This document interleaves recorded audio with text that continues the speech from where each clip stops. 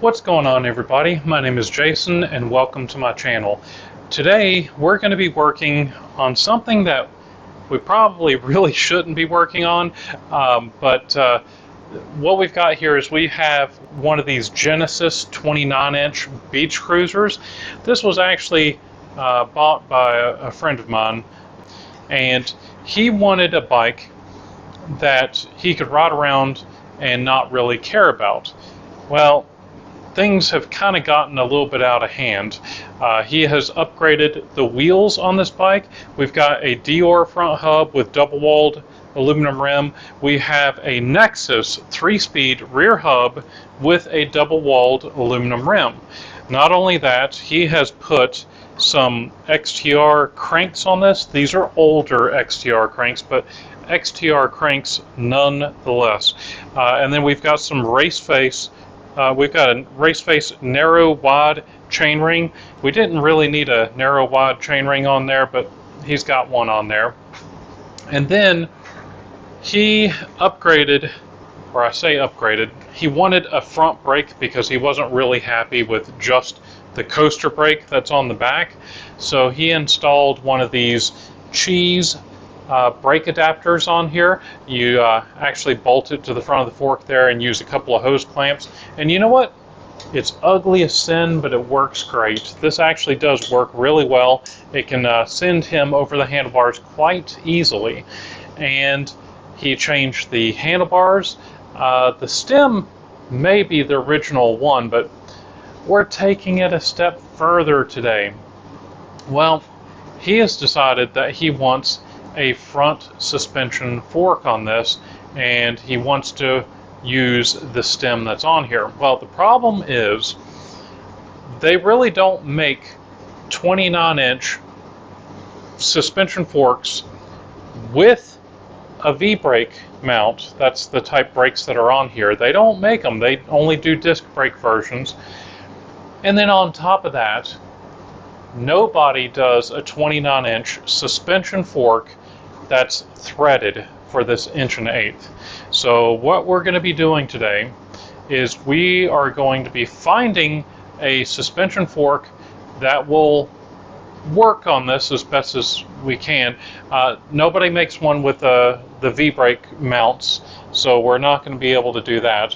However, I have a great I have an idea. I'm not going to say it's a great idea, but it's a bike shop.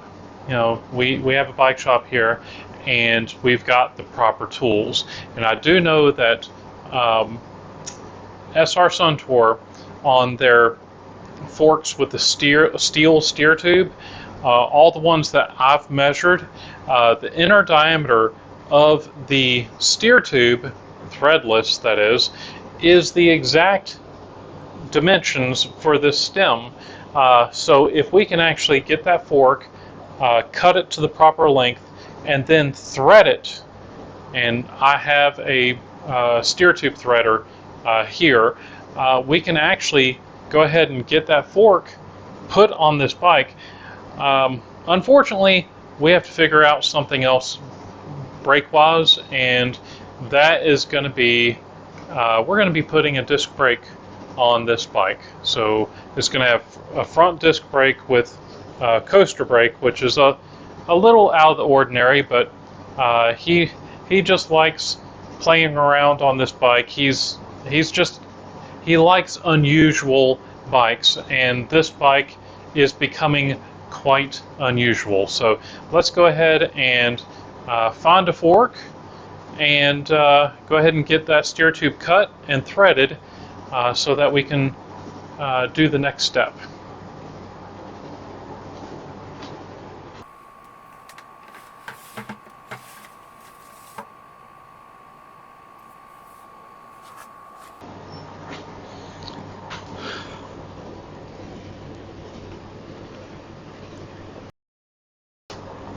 All right, so we have our fairly new suspension fork right here. The steer tube is long enough. We're going to end up needing to knock out the little star nut that's inside of here, and then we're going to need to trim this down a little bit and then start to thread it. Just to show y'all what I'm talking about, let me knock this star nut out. I just need to find a good enough punch.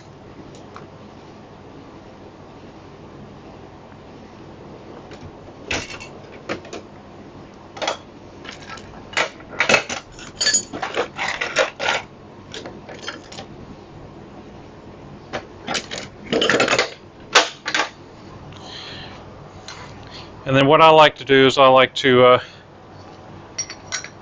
knock it out. In this case, I want to knock it out from the bottom, or I want to knock it out through the top from the bottom.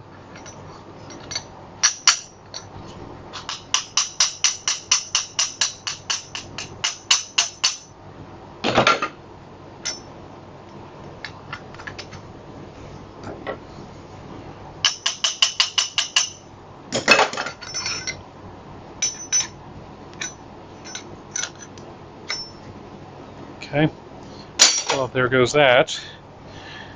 Okay, so star nut is out, which was a lot easier than I thought it was going to be. And then we're going to take the stem out. So I'm pretty sure that this is going to fit great. It always has in the past. So let's make sure. Look at that. It's going right in, and there's no play whatsoever. So we do have our fork right here. So let's go ahead and unhook the brake. Let's pull this fork out, take the front wheel out, and then we're going to take some measurements and then go ahead and thread this down.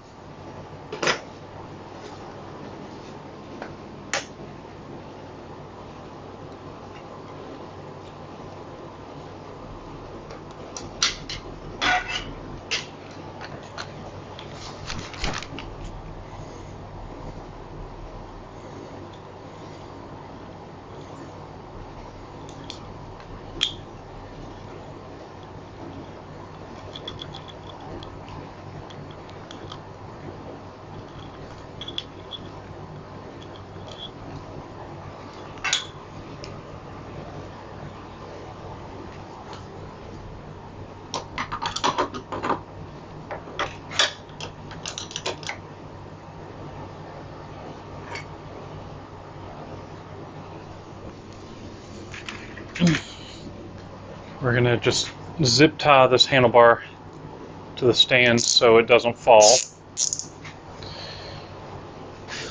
We're going to take out the front wheel, which has been upgraded to quick release.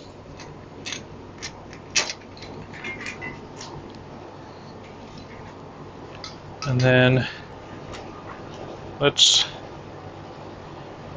take off this front brake.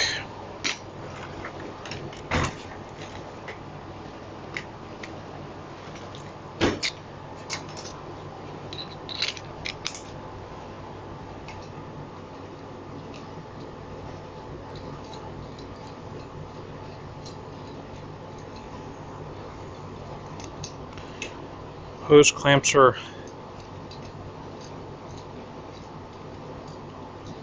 off.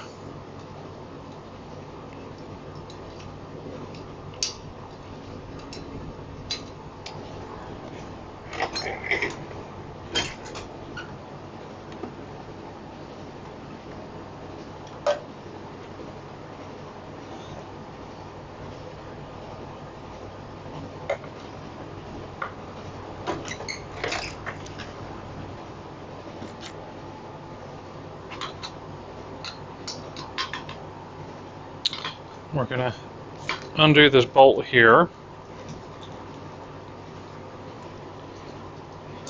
And it's a pretty cool adapter because it just comes right off.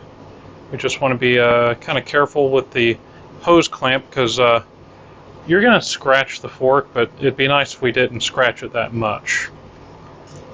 Not that he's ever going to use this thing again.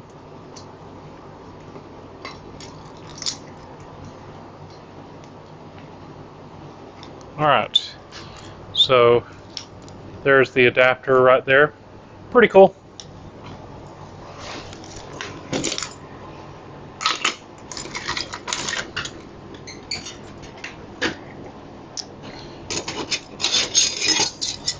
We need a couple of 36 wrench headset wrenches here. And we're going to break these free.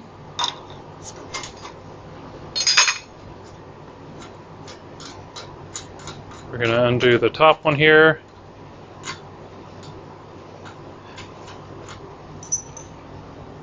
And we're going to undo the bottom one.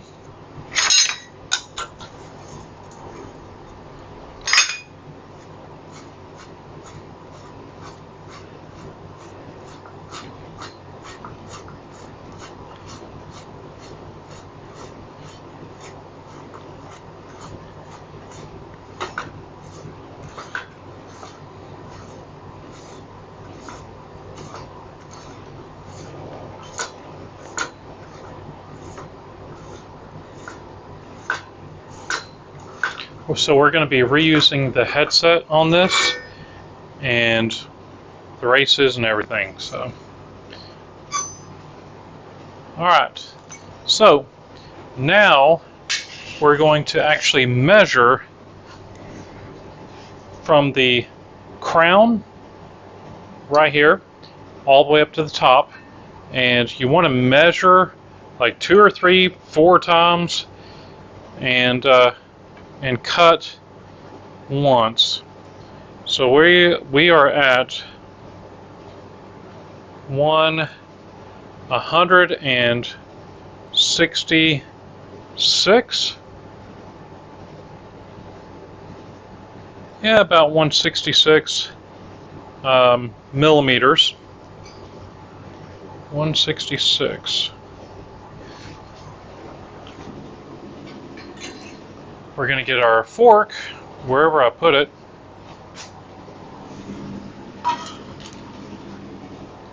And we're going to measure this from the crown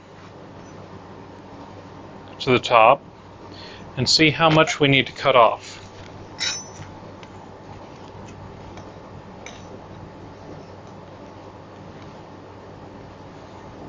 Okay, we are at about 182. So I'm going to get some sort of a punch, scribe, something, and I'm going to make a mark. I use my knife.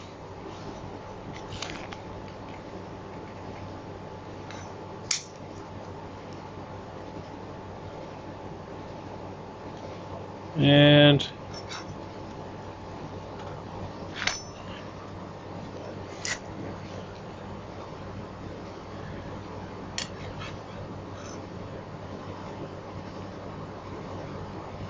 okay.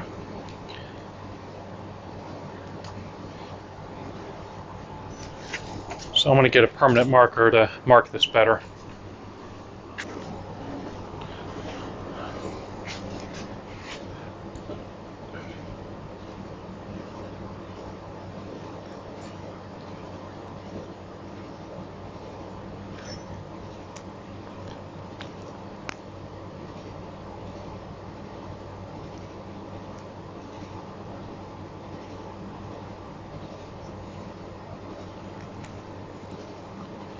So when in doubt, always cut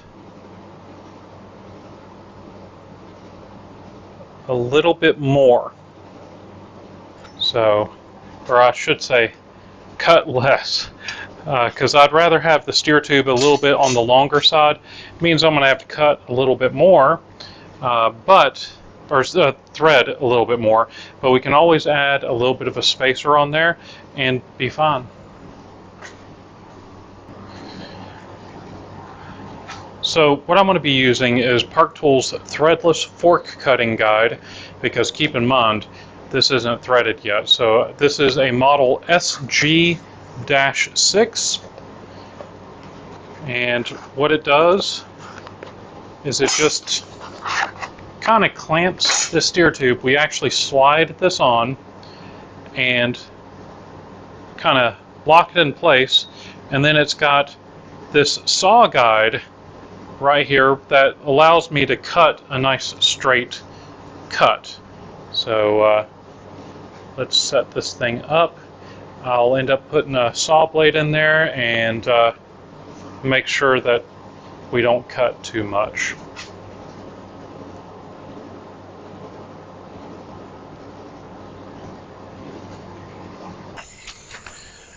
So we're going to put this Park tool into the vise here. Now it's supposed to go like this, but sometimes it doesn't work out so well. We'll try doing it the proper way.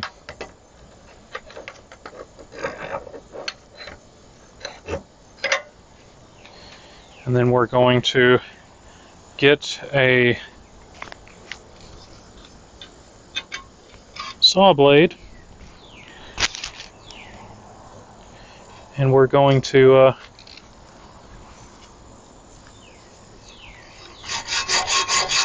kind of give it a mark and check and see. Yeah, that's looking pretty good. So let's put the saw blade in and then go all the way to the mark.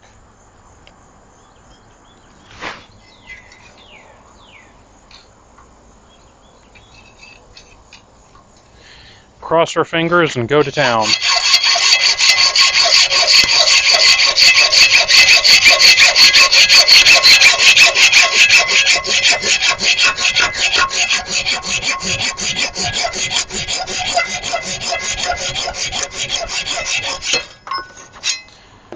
Well, if it's wrong, it's too late now. I checked the fork and we are really close to where we need to be. It's like a millimeter or two longer than it needs to be. I'm leaving it at that. I've cleaned out the inside of the steer tube here so there's no sharp edges. So this requires a very steady hand. So what I've got is I've got a 2x6 here. Excuse me, it's not a 2x6. This is a 2x12 with one of these bike rack holders on here, and I'm going to bolt this or clamp this onto that, and that will allow me to use this Park Tool FTS-1 threading tool.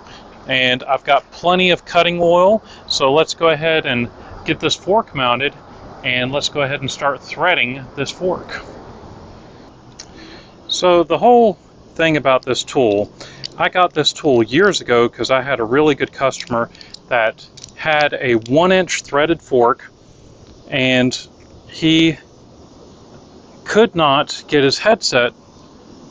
Oh wait, no, this one was the he messed up his fork, and he was riding a very small frame, and nobody had a fork that was small enough or had a steer tube short enough for him, so we had to buy a fork that was too long, and then we cut it down and had to thread it. Now at the time this tool was some obscene amount of money. I want to say that it cost us about $500, but you know what? I should check on that, so don't quote me on that. And my wife is still talking about this tool to this day. So let's see. We need to put this in this way. Yes. Line the holes up. That's lined up. Thread this in. So this is the cutting part. Very expensive. And then we're going to have our little guide. Funny thing is, I bought this tool years ago, and we have not been able to recoup the money spent buying this tool yet. I've used it. This is going to be the second time for a customer. I've used it for myself, but this is only the second customer that we're actually doing this for. And Jeff, he's a cool guy. He actually used to own a bike shop. Very interesting character. Alright, so now that that's tightened up, we're going to get a generous amount of this oil, and we're going to start putting it onto the threads. This is going to make a mess, but it's a very expensive tool, and this cutting oil is very important to ensure the life of this tool. I need to get my money back out of it. Alright, so we're going to put some on this, smear it on there, and then let's get to threading.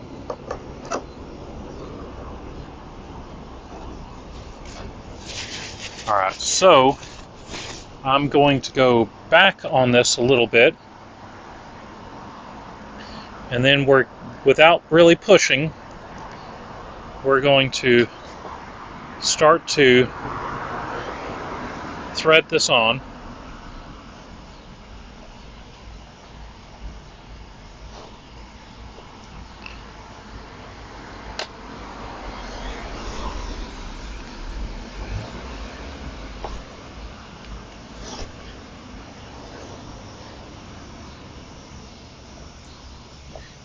Okay, so I am going to start pushing down a little bit to get this thing started. Back off a little bit to break the shavings. We're going to add some more cutting fluid already, because I've got to cut this to about 30 millimeters, just over an inch.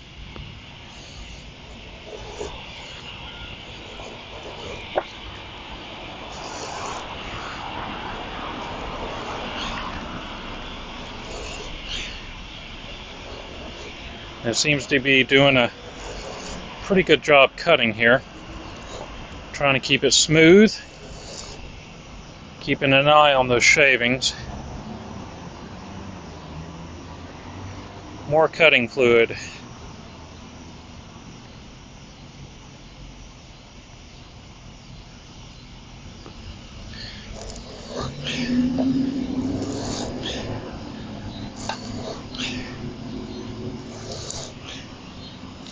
Back off a little bit. Break those things. I feel the need for some more cutting fluid. This is a very expensive tool, and I don't want to waste it.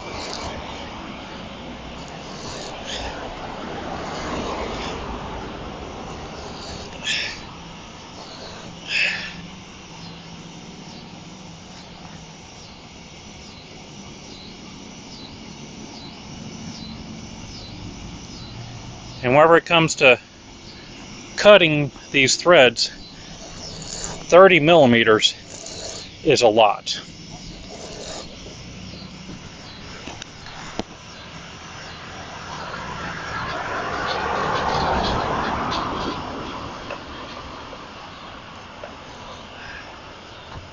More cutting fluid.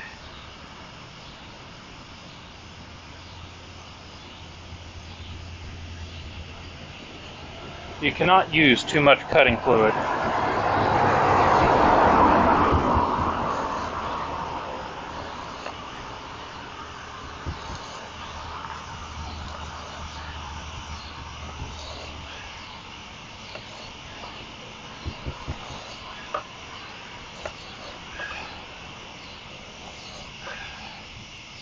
Alright, so I need to go ahead and remove this.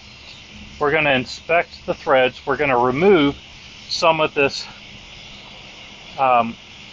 thread material because we don't want it to get caught up and gall up the other threads.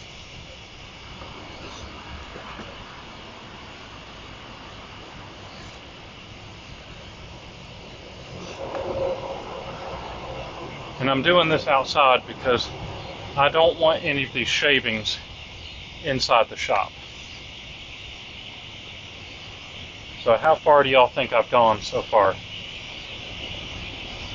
Probably not as far as y'all think.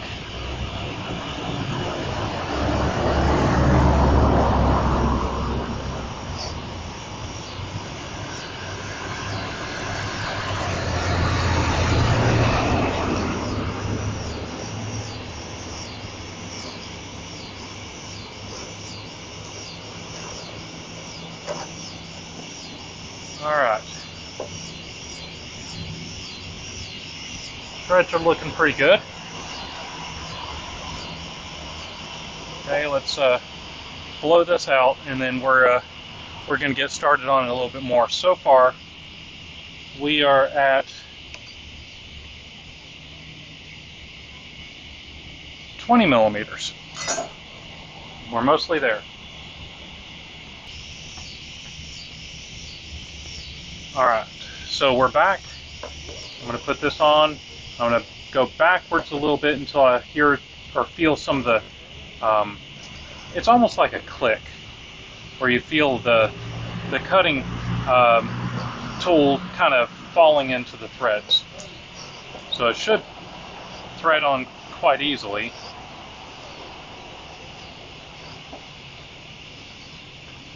Just go ahead and add some more cutting oil, even though this shouldn't be doing much cutting.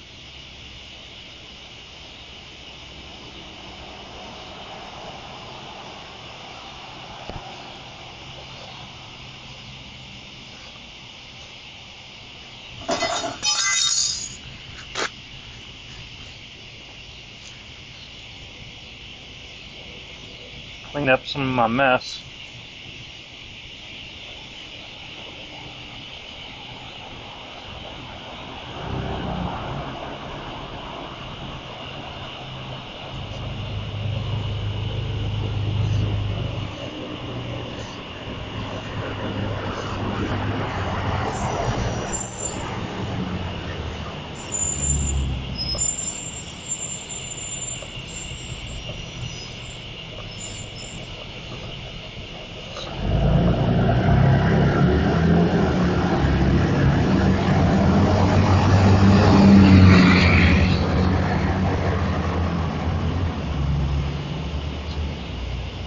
Okay, so we've made it to the bottom there, so we're going to start cutting again.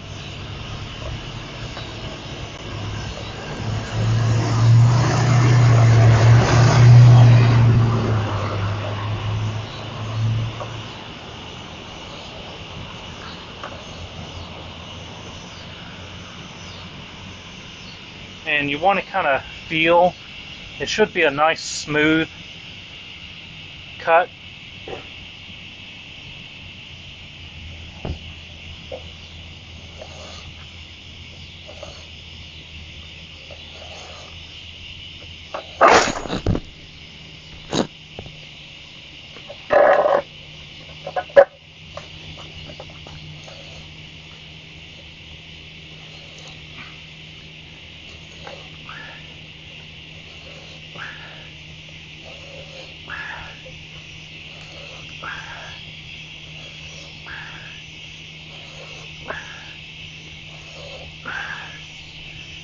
And I feel that we're probably there.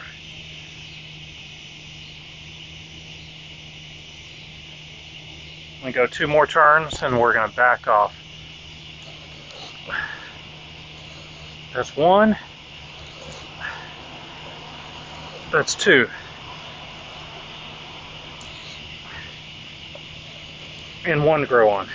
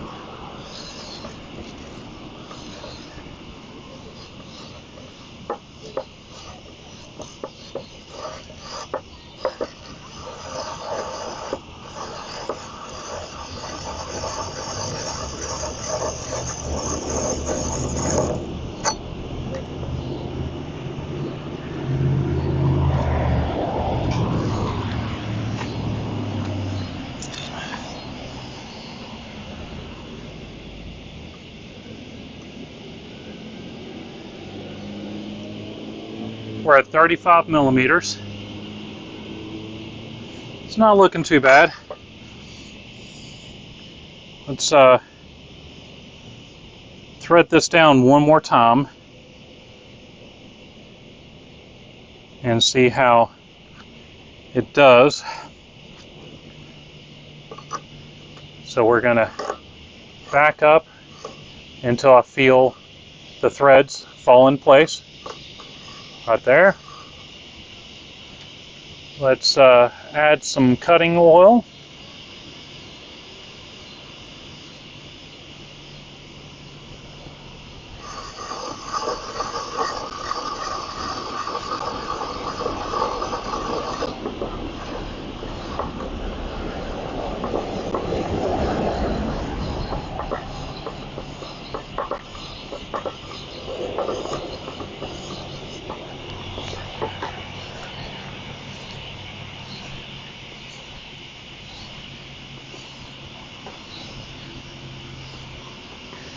All right, and we're just going to back up.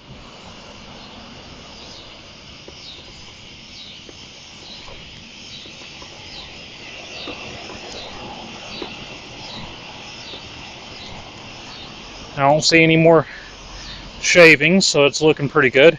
Looks like it went on there nice and straight. It doesn't always do that. So let's get this cleaned up,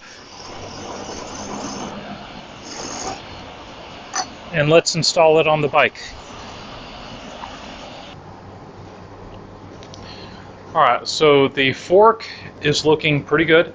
The threads are looking good. We just now need to put a little keyway right in the fork to allow the locking washer to fit into place. And we're going to be doing that with just a Dremel. And we're going to be cutting into the threads, but not into the steer tube itself. We're just wanting to clear some of the thread, so we're going to go ahead and do that. We've got our safety glasses, and we've got our Dremel. This is a new wireless one I've got. It's a Dremel brand, and I'm going to be giving this a try because all the other ones I've ever used have been the corded ones. So let's see how this does.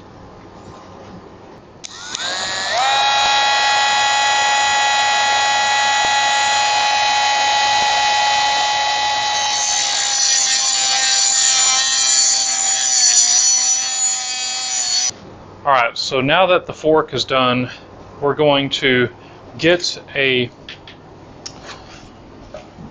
we're just going to get a chisel. My Park tool crown race extractor is actually not working right now, so we're just going to get a little chisel and tap it a little bit on one side and tap it on the other and remove this crown race.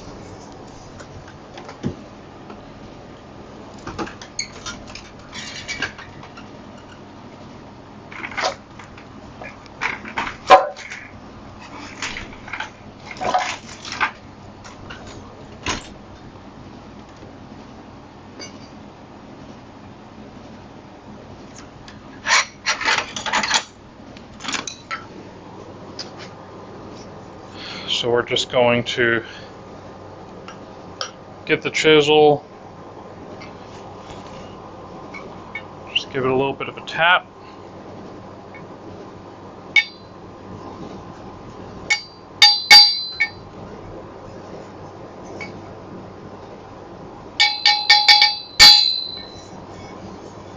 Switch to the other side. Back to the other side. We're going to go back and forth until it drops down.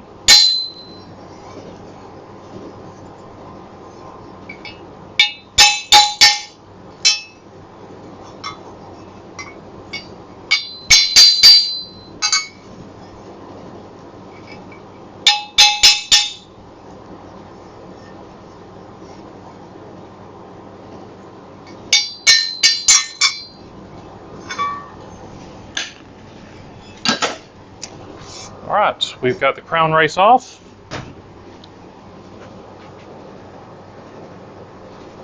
I shouldn't be using this chisel like this, but I can resharpen it. Alright, we're going to put a little bit of grease on the bottom here. That'll help it slide on better and prevent corrosion in the future. A little bit of grease on the inside here, and then I'm going to slide it on, and we're going to get our Park Tool Crown Race installation tool.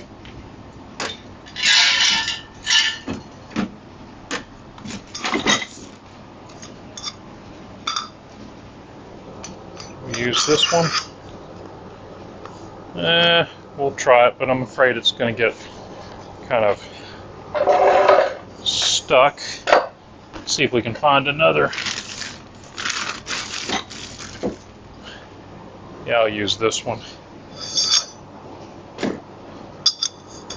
There's different ends on this tool to help you choose the best one for the situation.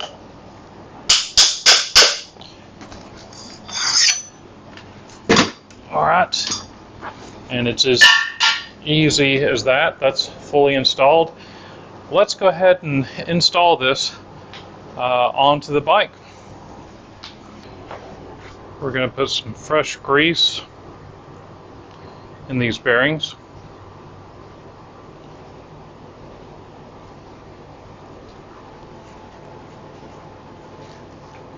Because the grease on the bearings, they're not bad.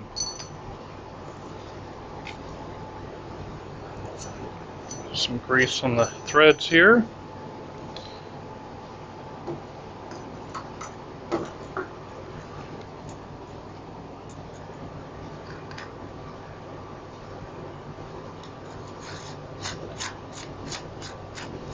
Thread that in.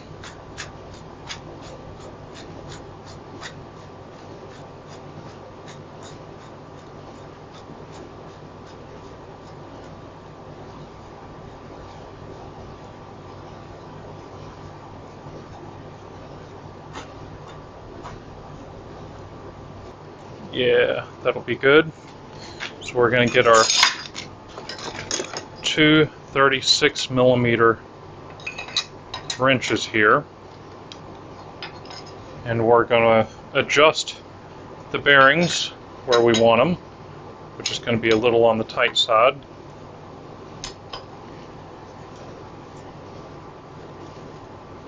Give it a couple of spins.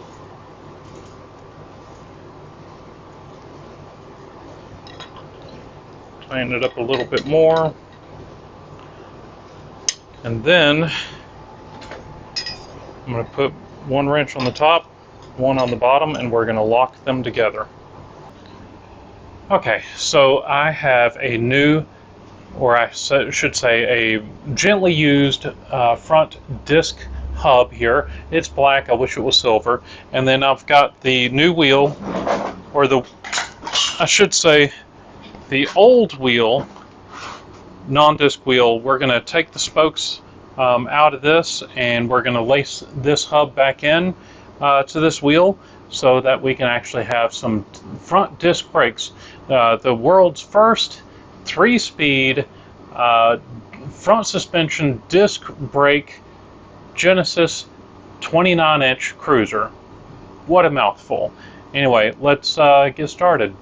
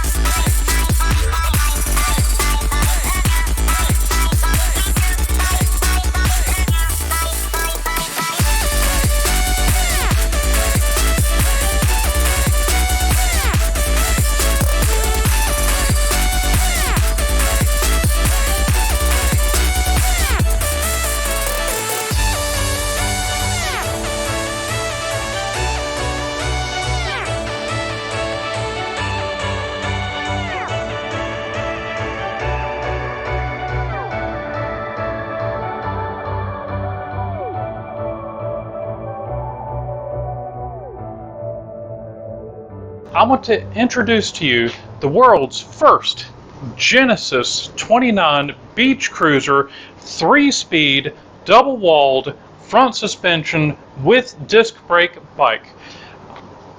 So after all this, one has to ask, why did we do it? And I've got an answer for that. Wait a second.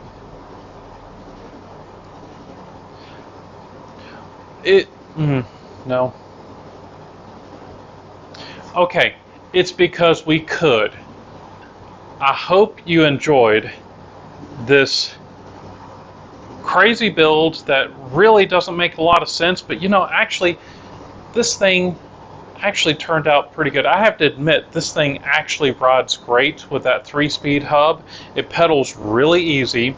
The frame, you know, it's a cheap frame, but I haven't seen a single one of these with cracked frame. So this really didn't cost the customer that much, but if you want to know how much this cost him, what this cost him, this beautiful 1959 Schwinn Jaguar. This bike was actually hanging in Jeff's shop for a couple of years. After he was forced to close it, it made its way to the shop that I was working at the time. That was until the shop was sold and was under new management. The new owner wanted, and I'll quote, all the old junk out of his store. He wanted only the newest product, and that all the old bikes cluttering the shop made it look bad. So this bike ended up going back to Jeff's house, where it spent the last 16 to 18 years in the attic. I told Jeff years ago that if he ever wanted to let go of the bike, to let me know. And he did offer to sell me the bike once, but I just didn't have the cash. So Jeff basically gave me the bike for customizing this Genesis, and I feel I definitely came out on top of this one. Thanks, Jeff. There'll be more content on this bike, so be sure to subscribe. The front fork on there does raise the front end up a little bit, so whenever you're riding really slow, it's feeling slightly awkward whenever you're just going at a snail's pace, but that's okay.